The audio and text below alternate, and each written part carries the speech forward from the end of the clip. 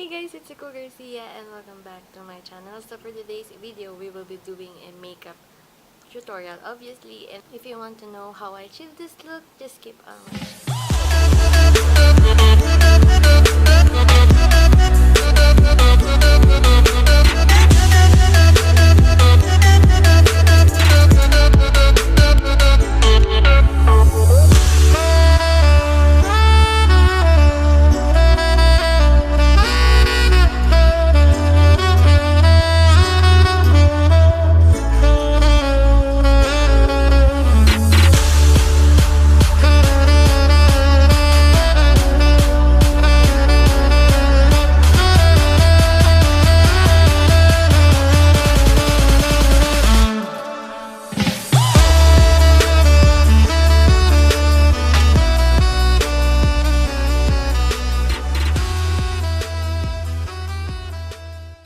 Because I wanted to have a very not typical look kasi, diba, pag nakita nyo sa videos ko, parang almost the same lang. So, I want something na bago at saka kakaiba. Sobrang extra for this makeup tutorial. So, this is perfect for holiday na makeup tutorial. May party kayo or what. This holiday, and I guess this is perfect. Sobrang dali, sobrang effortless sa makeup na to. So, yan. Without further ado, let's go and start this video. So, I'm done prepping my skin, guys. Before kayo pangit yung lighting, ba't ganon? So, before kayo mag-apply ng makeup, make sure that you moisturize your face. Whether you are oily skin or dry skin. So, let's proceed with the mist. So, ang gagamitin ko is this Soothing and Moisture Aloe Vera 92% Soothing Gel Mist. So, nag-moisturizer lang ako kanina, pero para mas okay, diba? Maglalagay tayo ng mist. So, we're done with the mist. Let's proceed with the primer. So, I will be using this NYX Angel Veil, my holy grail na primer. Correct tayo ng mga dark or mga discoloration natin. I will be using this LA Girl Pro Concealer.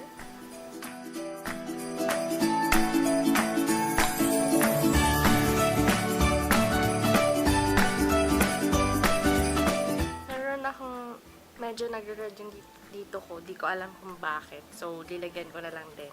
For our foundation, I will be using this Ordinary Colors Serum Foundation Lightweight Serum Formula. I know, hindi siya ganun yung full coverage. Pero, gusto kasi natin yung extra, pero hindi din plakado masyado. You know what I mean? Sobrang extra pero natural. Tama ba? Tama ba yung sinasabi ko? Gusto ko lang kasi natural, pero alam mo yun, basta. I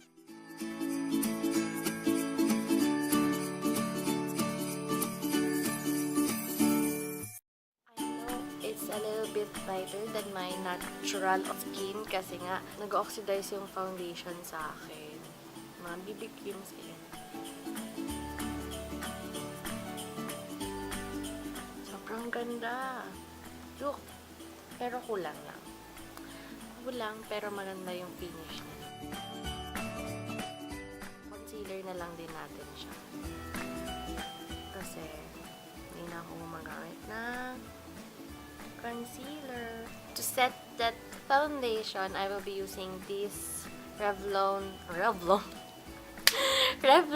Photo Ready two-way powder foundation.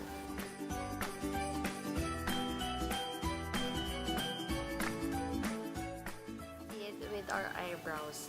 So, isa na lang dito talaga yung gamit ko na pencil. Ito na lang yung nag-iisa. So, i-brush muna natin yung hair.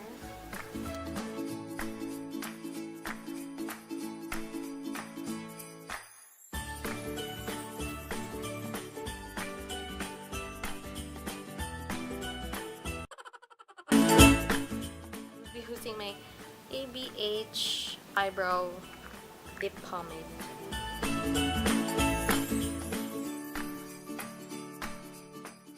My eyebrows, guys. So, let's proceed with the eyeshadow. Ano lang natin, since wala tayong eyeshadow primer, lalagyan na tayo ng foundation.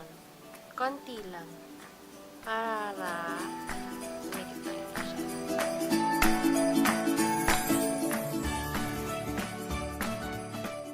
warm up our eyes. Or para sa base natin. Ito yung gagamitin natin. Ito lang naman always. Always and my favorite eyeshadow. Parang ganun pa rin yung kulay kanina.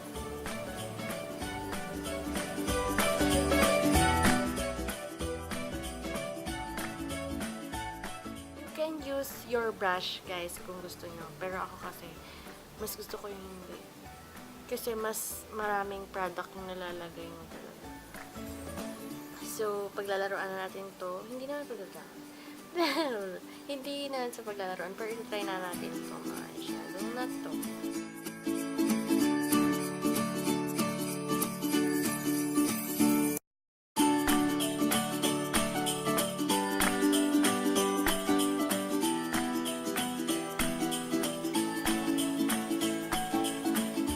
Kita niyo ba? See the difference?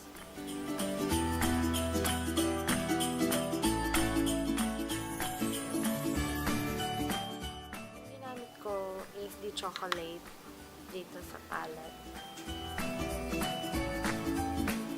Nalagay natin sa outer,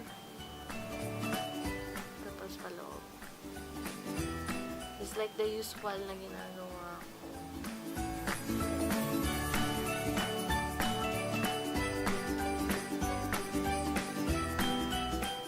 Yan. Tapos, yung dito sa inner, lalagay tayo ng lighter shade. So, yung gagamitin ko is this caramel. Ito.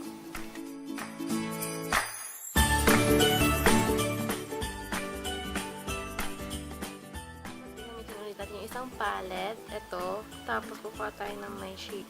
Ito siguro. Itong parang rose gold. Patong lang natin dito. Kung saan natin nilagyan ng caramel na shade. Feeling ko kulang pa, so gusto ko yung sobrang kintab.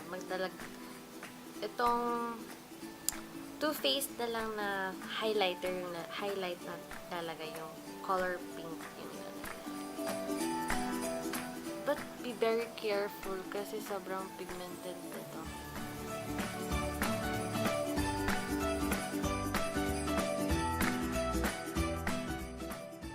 Combination ng suit at saka intrigue. Dalawang color yung pagmamatch natin.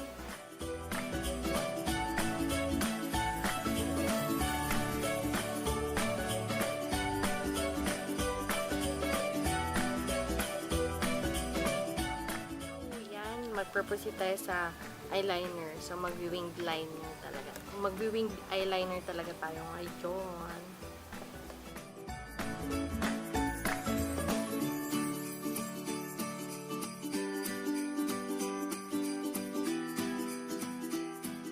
Sobrang simple na gusto ko, guys. Ganito ka-simple.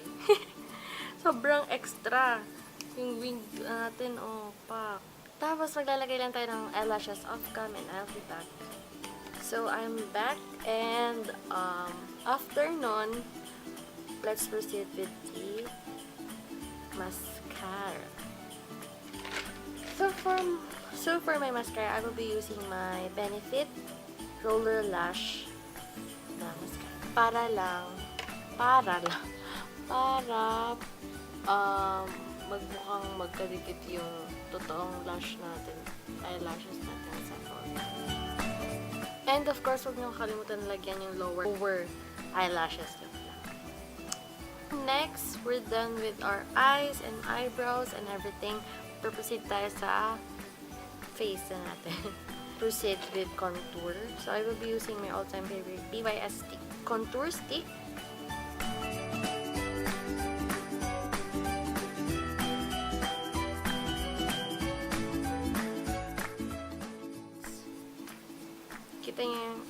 parang shadow.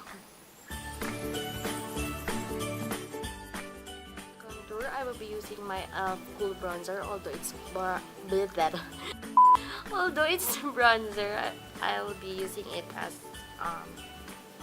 contour powder. Kasi tingnan nyo naman guys, ito, ang contour.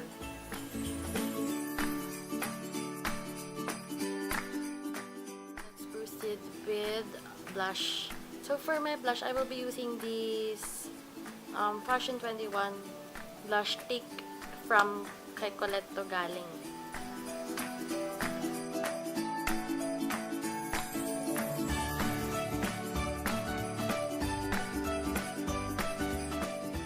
My blush, I will be using this shade.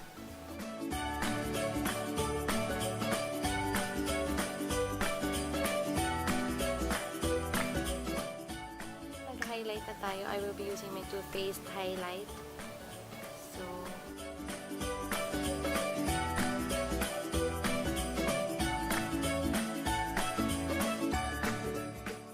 then for my lips, I will be using this Ofra liquid lipstick in the shade Pasadena. Joke. Ewan ko if that's the shade pa, Pasadena.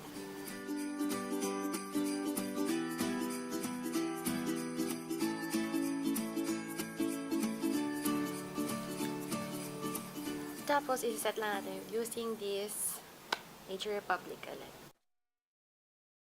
And we're done.